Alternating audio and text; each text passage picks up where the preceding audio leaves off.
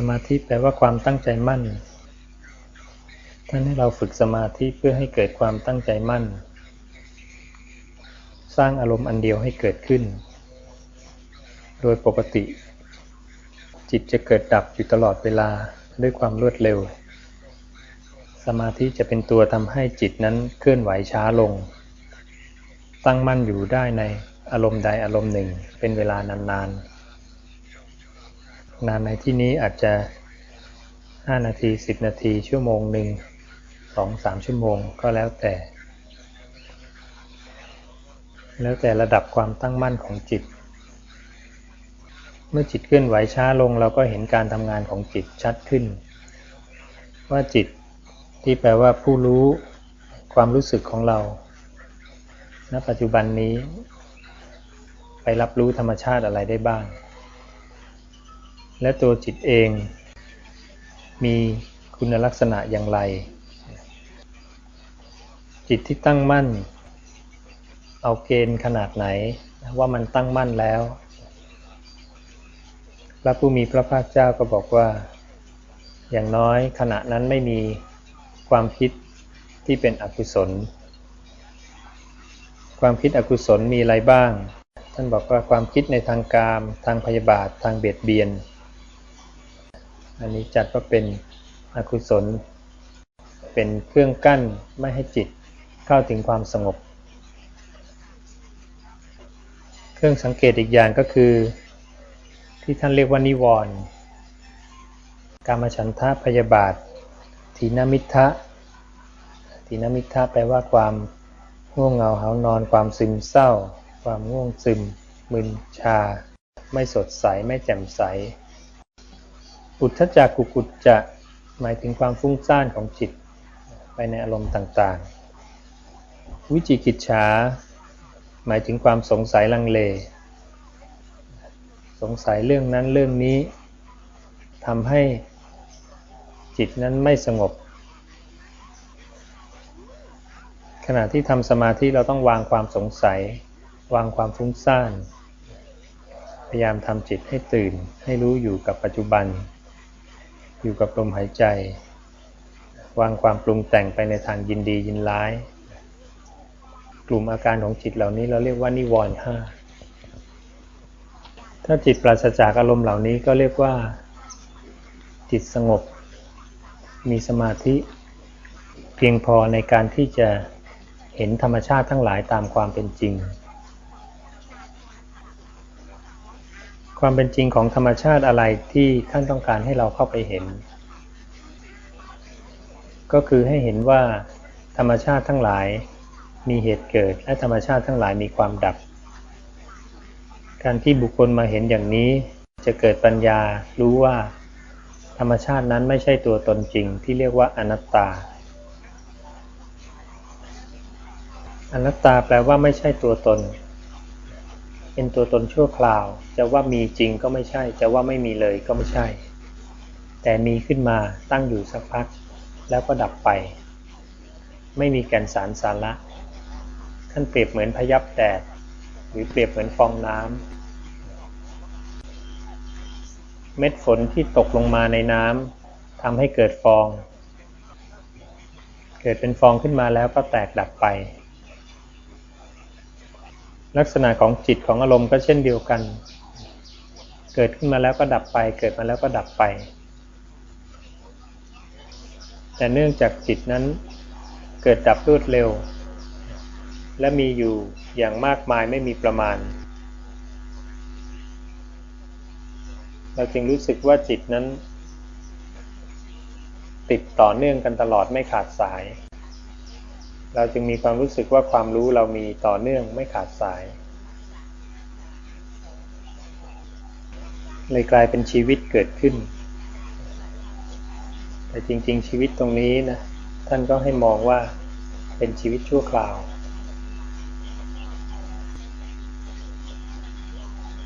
ท่านจึงให้แสวงหาสิ่งที่ประเสริฐ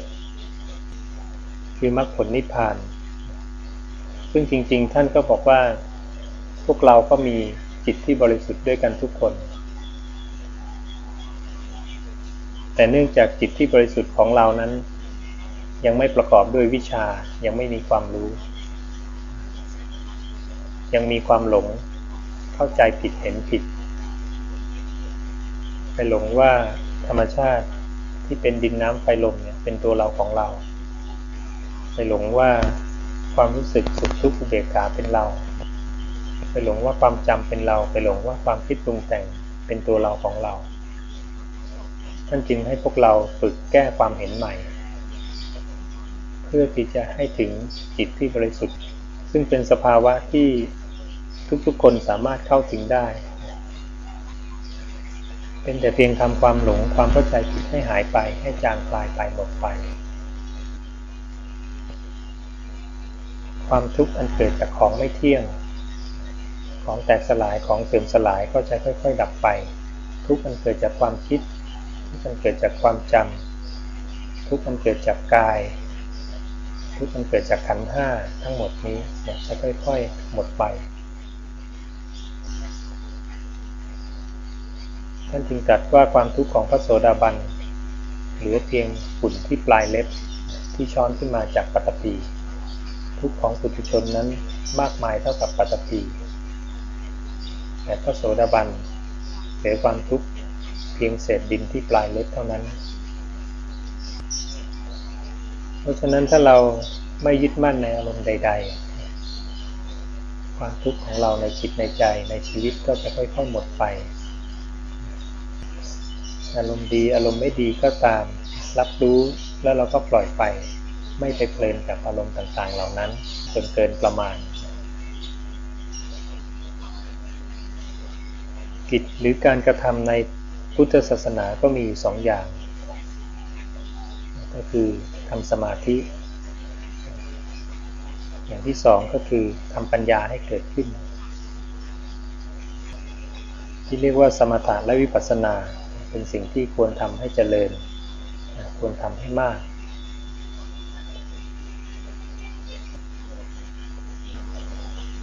ยืนเดินนั่งนอนอยู่ที่ไหนก็ให้พยายามระลึกถึงลมหายใจของเราอยู่เสมอๆเป็นเหตุให้ได้มาซึ่งสติซึ่งสมาธิซึ่งปัญญาต่อไปจะให้ฟังคำสอนขององค์สมเด็จพระสัมมาสัมพุทธเจ้าที่ตรัสสอนเกี่ยวกับจิตที่เป็นสมาธิย่อมเป็นไปเพื่อการสิ้นอาสวะเดี๋ยวฟังคำสอนจากพระโอษฐ์ขอโอกาสนะโมตัสสะภะคะวะโตอะระหะโตสัมมาสัมพุทธัสสะนะโมตัสสะภะคะวะโตอะระหะโตสัมมาสัมพุทธัสสะนะโมตัสสะภะคะวะโตอะระหะโตสัมมาสัมพุทธัสสะพุทธังธัมมังสังฆังนะมัสสามิอริยสัจจากพระโอษฐ์หน้า76ว่าด้วยเรื่องจิตเป็นสมาธิแล้วรู้อริยสัจได้แจ่มใสเหมือนเห็นของในน้ำอันใสครั้นจิตตั้งมั่นบริสุทธิ์ผ่องใสไม่มีกิเลสปราศจากอุปกิเลสเป็นธรรมชาติอ่อนโยนควรแก่การงานตั้งอยู่ได้ไม่หวั่นไหวเช่นนี้แล้วเธอก็น้อมจิตไปเฉพาะต่อญาณเป็นเครื่องสิ้นไปแห่งอาสวะทั้งหลายเธอย่อมรู้ชัดตามเป็นจริงว่านี้เป็นทุกข์นี้เป็นเหตุให้เกิดทุกข์นี้เป็นความดับไม่เหลือแห่งทุกข์นี้เป็นทางดำเนินให้ถึงความดับไม่เหลือแห่งทุกข์เหล่านี้เป็นอาสวะทั้งหลายนี้เป็นเหตุให้เกิดอาสวะนี้เป็นความดับไม่เหลือของอาสวะและนี้เป็นทางดำเนินให้ถึงความดับไม่เหลือของอาสวะดังนี้เมื่อเธอรู้อย่างนี้เห็นอยู่อย่างนี้จิตก็พ้นแล้วจากอาสวะคือกามอาสวะคือภพอาสวะคืออวิชชาครั้นจิตพ้นแล้วก็เกิดญาณอย่างรู้ว่าพ้นแล้วเธอรู้ชัดว่าชาติสิ้นแล้วพรหมจรรย์อยู่จบแล้วกิจที่ควรทำได้ทำสำเร็จแล้วกิจอื่นที่จะต้องทำเพื่อความหลุดพ้นอย่างนี้มิได้มีอีกดังนี้ภิกษุทั้งหลาย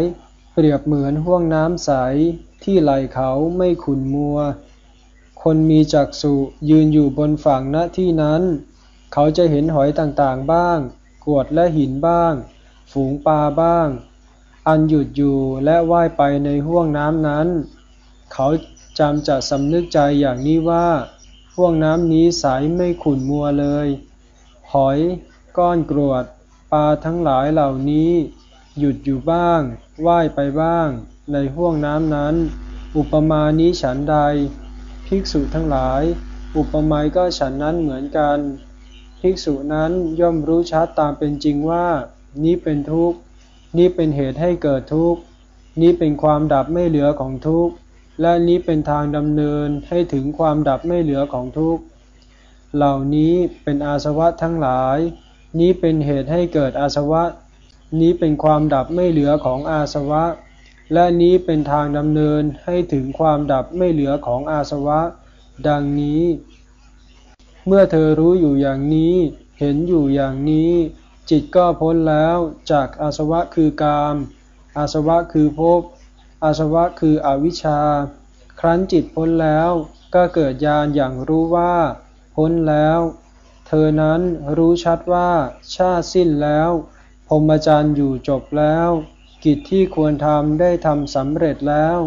กิจอื่นที่จะต้องทำเพื่อความหลุดพ้นอย่างนี้มิได้มีอีกดังนี้เอวังพระผู้มีพระภาคเจ้าก็อธิบายถึงจิตที่เป็นสมาธิแล้วย่อมที่จะเห็นอริยสัจ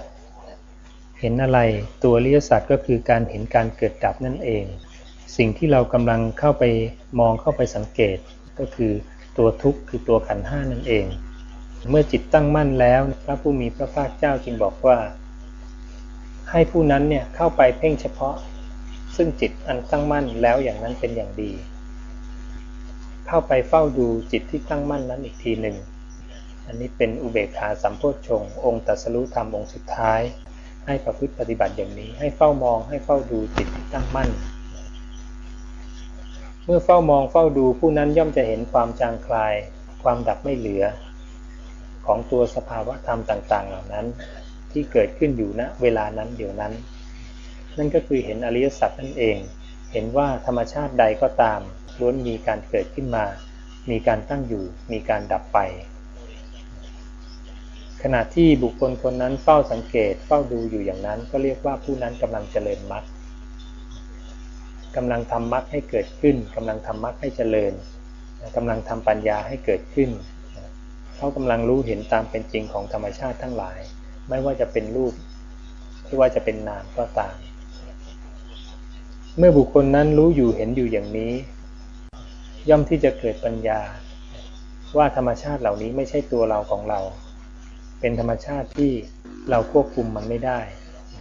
มันไม่อยู่ในความบังคับบัญชาของเราเป็นสักแต่ว่าธาตุตามธรรมชาติเท่านั้นจะเป็นรูปกายก็ตามเป็นเวทนาเป็นสัญญาเป็นสังขารเป็นวิญญาณก็ตามเมื่อจิตเข้าใจอย่างนี้ก็จะเกิดการปล่อยวางเกิดความเบื่อหน่ายเกิดความเข้าใจว่าธรรมชาติเหล่านี้เราหลงผิดมานานว่ามันเป็นตัวเราของเราเกิดวิราคะคลายความกำหนัดรักใคร่พอใจในสิ่งเหล่านี้คลายความรักใคร่ในรูปกายคลายความรักใคร่ในความรู้สึกสุขทุกข์อุเบกขาคลายความรักใคร่ในความจำความคิดปรุงแต่งคลายความรักใคร่ในตัววิญญาณก็ไม่เพลินไม่พอใจในธรรมชาติทั้ง5เหล่านี้ละความพอใจได้ถ้าเราสามารถคลายความพอใจได้ทั้งหมดจิตก็จะไม่ไปยึดถอนอุปทานออกจากธรรมชาติทั้ง5นี้ได้ถอนอุปทานออกจากขันธ์5ได้ท่านก็เรียกว่าจิตหลุดพ้นจากธรรมชาติที่เกิดที่ตายธรรมชาติที่เกิดที่ดับเมื่อจิตหลุดพ้นแล้วเนี่ยท่านก็บอกว่าบุคคลนั้นย่อมรู้ชัดว่าชาติสิ้นแล้วชาติคือการเกิดสิ้นแล้ววัฏฏะในจิตมันจะไม่มีการเกิดในจิตจะไม่มีพรหมจรรย์อยู่จบแล้วการประพฤติปฏิบัติเนี่ยจบสิ้นแล้วไม่มีอะไรที่จะต้องประพฤติปฏิบัติกิจที่ควรทำได้ทำสำเร็จแล้วกิจอื่นที่จะต้องทำเพื่อความเป็นอย่างนี้ไม่ได้มีอีกเพราะฉะนั้นพุทธศาสนามีที่จบ ถ้าฝึกฝนตนเองอย่างสมบูรณ์บริบูรณ์แล้วก็ถือว่าจบแต่วิชาทางโลกนั้นไม่จบเรียนไปจนชั่วชีวิตก็มีสิ่งให้เรียนรู้เรื่อยๆแต่พุทธศาสนาเมื่อเรียนถึงที่สุดฝึกถึงที่สุด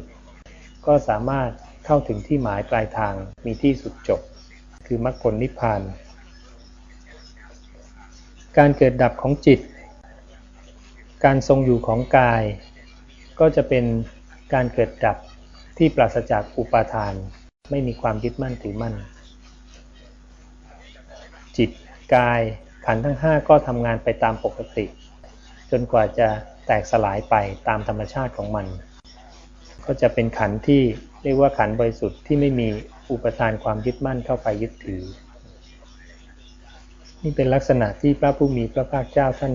บรรยายให้สำหรับผู้ประพฤติปฏิบัติเมื่อปฏิบัติแล้วก็จะมีอาการมีความเห็นมีความรู้อย่างนี้ท่านก็จึงอุปมาเหมือนกับห้วงน้ำใสบนเขาที่บุรุษมีตาดียืนมองอยู่ผู้ที่เข้าใจธรรมะแล้วบรรลุธรรมแล้วก็จะเปรียบในลักษณะเดียวกันจะเห็นโลกเหมือนกับห้วงน้ำที่มีปลาแหวกว่ายไปมีหอยปูปลามีกรวดหินดินทรายอยู่ในนั้นก็จะเห็นธรรมชาติทั้งหลายชัดอันนี้ก็อยากให้พวกเรานั้นในขณะที่ดำเนินชีวิตอยู่ก็ให้มีความเพียรประพฤติปฏิบัติไม่ว่าจะเป็นการถวายทานการรักษาศีลการทำสมาธิการเจริญปัญญาให้เห็นความเกิดขึ้นตั้งอยู่ดับไปอันนี้ก็เพื่อความสุขที่ถาวรของเรานั่นเอง